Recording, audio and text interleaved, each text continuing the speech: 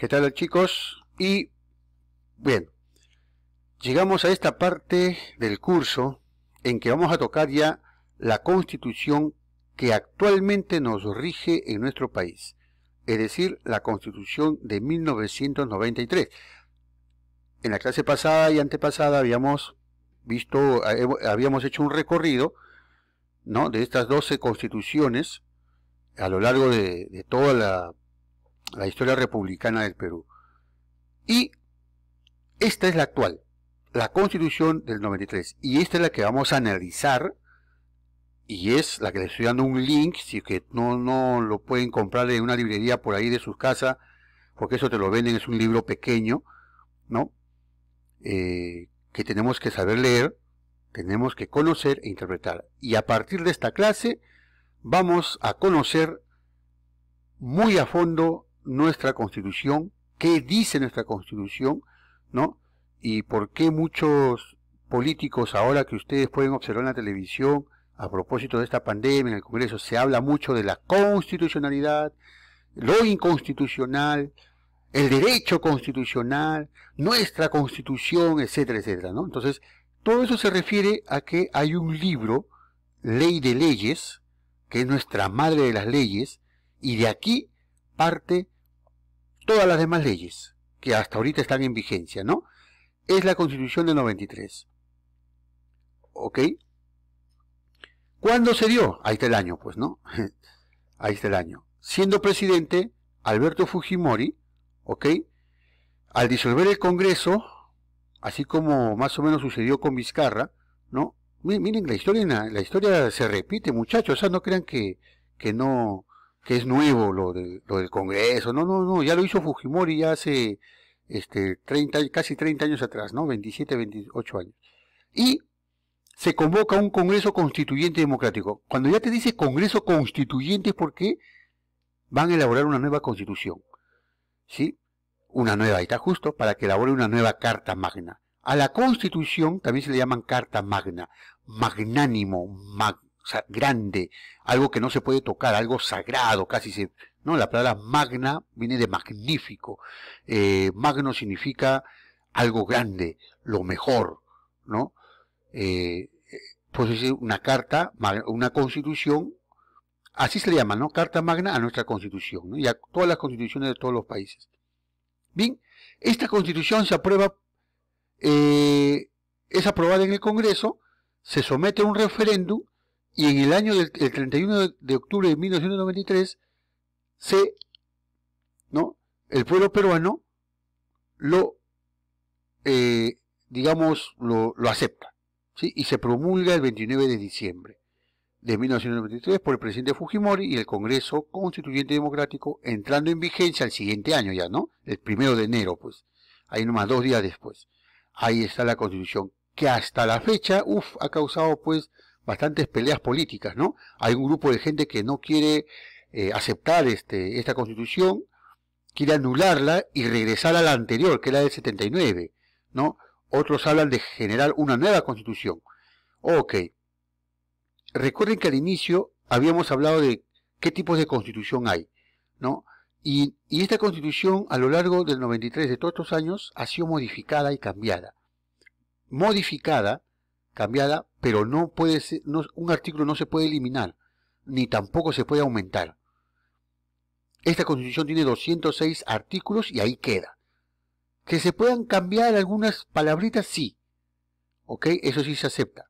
Pero no anular un artículo o aumentar un artículo más. ¿Sí? Bien, esta Constitución está en vigencia, presenta algunas innovaciones, ¿ya? Algunas innovaciones, decimos, algo nuevo, ¿no? Como también deja de hablar algunas cosas que en la Constitución del 79 sí hablaba, ¿no? Y que ahora en la del 93 ya no se habla, ¿no? Algo interesante, dice en esta Constitución del 93, es que los avances, se consideran los avances tecnológicos y se agrega que ningún servicio informático, computarizado o no, público o privado, pueda dar información que pueda afectar la intimidad personal y familiar. Ya en esa época ya la tecnología informática estaba creciendo, entonces se incorpora esto, ¿no?, en nuestra Constitución. Y en lo referente a la libertad de creación, se especifica la propiedad de las creaciones y su producto. Bueno, esas son algunas cositas que vamos a analizarlo después, ¿no? Pero lo que, en resumen, en esta parte, lo que quiero dar a entender es que esta Constitución ya no toca temas que en la Constitución anterior sí, pero más bien también incluye nuevas cosas modernas que en la Constitución de 79 no había, no existía, ¿no? Entonces es una Constitución, digamos, que genera algunos cambios, ¿ok? Sigamos analizando más. Por ejemplo, en el artículo 17, mira, antes en la 79 no existía esto. En el artículo 17 de nuestra Constitución actual, que está vigente, que fue dada en el año 93, habla de la educación inicial, primaria y secundaria como obligatorias. ¿Ok? Como obligatorias. Es por eso, chicos, que hoy en día el Estado prioriza la educación y obliga a los padres de familia a que matriculen a sus chicos desde inicial. Porque es obligatorio. ¿Sí? Otro punto, otro cambio, deja de existir la estabilidad laboral. Es decir, significa que un trabajador puede ser despedido, ¿no?, cuando, digamos, la empresa quiebra o la empresa, digamos, ya no necesita los servicios de ese trabajador, lo puede votar, ¿no? Luego otro cambio, introduce el referéndum como consulta popular, ¿sí? Es decir, si hay algo que molesta en el gobierno o hay algo que molesta, el presidente puede llamar a un referéndum, ¿ya? Tiene que cumplir ciertos requisitos, y el pueblo va a votar si está de acuerdo o no está de acuerdo con estos cambios. Miren, muchachos, el presidente Vizcarra acaba de hacerlo el año pasado. Llamó a un referéndum para hacer algunos cambios en la Constitución. Y la gente fuimos a votar, ¿no? Y muchos pedimos el cambio, ¿sí? Entonces, ¿cómo puedes cambiar tú la Constitución? ¿Cómo puedes modificarlo? A través de un referéndum. Es lo nuevo en la Constitución de ahora, ¿no es cierto? Bueno, otro, que el voto es obligatorio desde los 18 años hasta los 60, en que pasa a ser facultativo. ¿Qué significa facultativo? Que las personas que tienen más de 60 años, si quieren pueden ir a votar, o si no lo desean, no. Ya no los multan. Pero hasta antes de los 60 años es obligatorio. Y si no vas, te dan una multa, te ponen una multa, ¿no? El Congreso ahora va a constar de una sola cámara. Antiguamente, antes del 93, tenía dos cámaras. Cámara de Diputados, Cámara de Senadores. Ahora solo tiene una sola cámara y se les llama congresistas nada más, ¿no? Que se inició con 120, pero hoy en día, actualmente, son 130, ¿no? En la actualidad, voy a poner acá, en la actualidad son 130, ¿sí? Ya aumentó ya, y probablemente pueda aumentar más, ¿no? Y se elimina la participación de los 6 gobernantes en el Congreso, es decir, los que ya fueron presidentes y nunca más pueden postular para ser congresistas. Antes sí, ¿ya? Antes sí. Pero ahora con esta Constitución del 93 ya no. Y bueno, esta Constitución está compuesta por 206 artículos, ya lo dijimos, ¿no? Entonces, hay grandes cambios en esta Constitución, ¿sí? Que actualmente nosotros lo estamos viviendo, ¿no? Ahí está. Ahora vamos un poco a conocer y analizar, chicos, de aquí en adelante, por eso que les he puesto en la sesión un link donde van a bajar su Constitución gratis, por supuesto, y si no, lo compras, pues, está 4 soles, 3 soles, un libro pequeño, ¿no?, de la Constitución Política del 93, ¿sí? Y consta de 206 artículos y ha sido dividida, ¿no?, en títulos y capítulos. ¿Ya? Los 206 artículos se ha dividido en títulos y capítulos. ¿Ok? 6 títulos, ¿sí? 6 títulos en la que están inmersos los 206 artículos. Hay un preámbulo y hay una declaración, ¿sí? El título número 1 nos va a hablar de la persona y la sociedad. Miren, son 6 títulos, recién vamos a ir en el primero. Vamos a ir analizando poco a poco, ¿ya? Ahí está. Este título 1 tiene 4 capítulos. Derechos fundamentales de la persona, capítulo 1, derechos de los sociales y económicos, etcétera, etcétera. Vamos a ir analizando poco a poco, ¿ya? El título 2 nos habla del Estado y la Nación, tiene 2 capítulos. El título 3 del régimen económico tiene 6 capítulos. El título 4, ¿no?, de la estructura del Estado, cómo está conformado el Estado, y te dice todo, ¿no?, tiene pues 14 capítulos, es que tiene más, ¿no?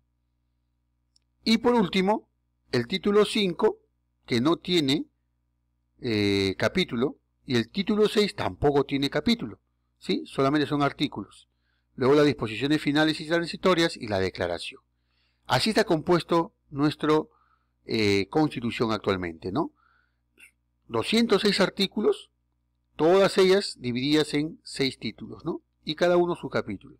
Profesor, ¿vamos a leer todo? No necesariamente, no, porque una Constitución lo estudian los abogados constitucionalistas. Nosotros no vamos a ser abogados constitucionalistas, pero sí tenemos que conocer, muchachos, nuestros derechos, nuestros deberes y no ignorar esto, ¿ya?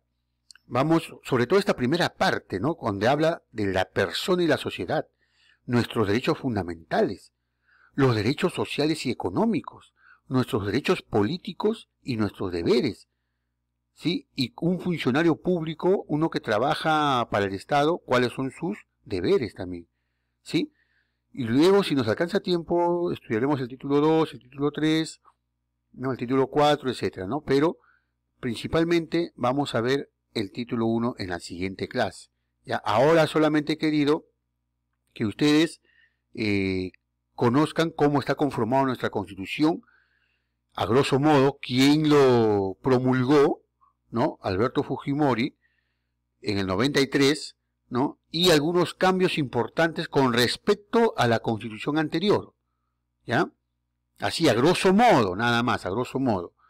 Y luego ya acá hago un pequeño análisis, qué puntos se cambia o se coloca como algo nuevo, ¿no? Y bueno, como estos cambios que hay, ¿no? Y por último ya hablamos de la estructura de la Constitución, ¿no? Nuestra Constitución está estructurada en 206 artículos, apréndanse eso bien, 206 artículos, 6 títulos, 16 disposiciones finales y transitorias, que bueno, eso, aspecto legal no nos interesa mucho, ¿sí? Pero sí nos interesa estos 6 títulos, de qué nos hablan. Ahí está. Título 1, de la persona y la sociedad. Título 2, del Estado de la Nación, etcétera, etcétera. Así, todo. De aquí salen las demás leyes. Bien, chicos, eso es todo. Estudien, resuelvan la ficha de evaluación, por favor, ¿ya? Y sigan leyendo, nunca dejen de leer, ¿ya? La Constitución política es nuestra arma para defendernos de aquellos abusadores, de aquella gente que quiere abusar creyendo que no sabemos, que no conocemos, que no leemos. Eso es lo que yo quiero enfatizarle a ustedes y vamos a salir de esa ignorancia. ¿Sí, chicos? Bien, nos vemos hasta la próxima clase.